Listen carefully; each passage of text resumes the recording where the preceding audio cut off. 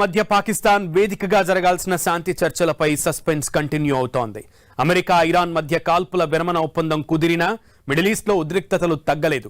కాల్పులు విరమణ ఒప్పందం కుదిరిన తర్వాత కూడా ఇజ్రాయెల్ లెబనాన్ పై దాడులు చేయడం, అందుకు ప్రతిగా ఇరాన్ హర్ముజ్ జలసంధిని మళ్లీ మూసివేయడం లాంటి పరిణామాలు ఉద్రిక్తతలను పెంచాయి.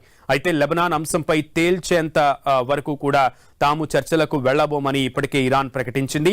ఈ విషయాన్ని ఆ దేశ ప్రభుత్వ మీడియా అధికారికంగా ప్రకటించింది. మరోవైపు లెబనాన్ కు కాల్పుల విరమణ వర్తించబోదని చెబుతూ ఇజ్రాయెల్ భీకర దాడులతో విరుచుకుపడుతోంది. ఈ దాడులను ఖండిస్తున్న ఇరాన్ లెబనాన్ లో ఇజ్రాయెల్ దాడులు ఆపితేనే తాము చర్చలకు వస్తామని చెబుతోంది. ఈ పరిస్థితుల్లో అమెరికాతో అగ్రిమెంట్ ను వదులుకోవాలా లేదా సంయమనం పాటించాలా అనే దానిపై ఇరాన్ సందిగ్ధంలో ఉంది. ఇజ్రాయెల్ వైఖరిపై ఎటూ తేల్చుకోలేకపోతోంది ఇరాన్. దీంతో ఇస్లామాబాద్ లో జరగాల్సిన చర్చలపై సస్పెన్స్ కంటిన్యూ అవుతోంది.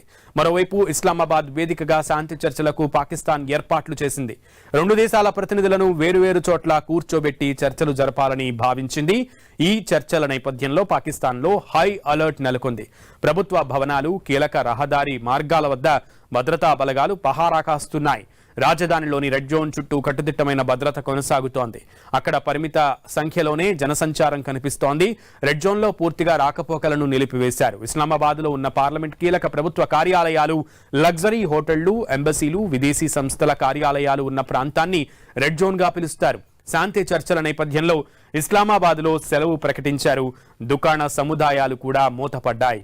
తమ మధ్యవర్తిత్వంతోనే అమెరికా, ఇరాన్ దేశాల మధ్య 2 వారాల పాటు కాల్పుల విరమణ ఒప్పందం జరిగిందని పాకిస్తాన్ చెప్పింది. ఇప్పుడు ఆ రెండు దేశాల మధ్య శాంతి చర్చలకు ఆతిథ్యమిస్తోంది. ఉపాధ్యక్షుడు జేడీ వాన్స్ నేతృత్వంలోని బృందం అమెరికా తరపున చర్చల్లో పాల్గొననుంది. ఈ బృందం ఇస్లామాబాద్ కు చేరుకుంది. మరోవైపు ఇరాన్ నుంచి విదేశాంగ మంత్రి అబ్బాస్ అరాక్చి, పార్లమెంట్ స్పీకర్ ఘాలిబాఫ్ పాకిస్తాన్ బయలుదేరారంటూ కూడా మీడియాలో కథనాలు వెలువడ్డాయి. అయితే ఈ వార్తలను ఇరాన్ ఖండించింది. ఆ ఇద్దరూ టెహరాన్లోనే ఉన్నారని తెలిపింది.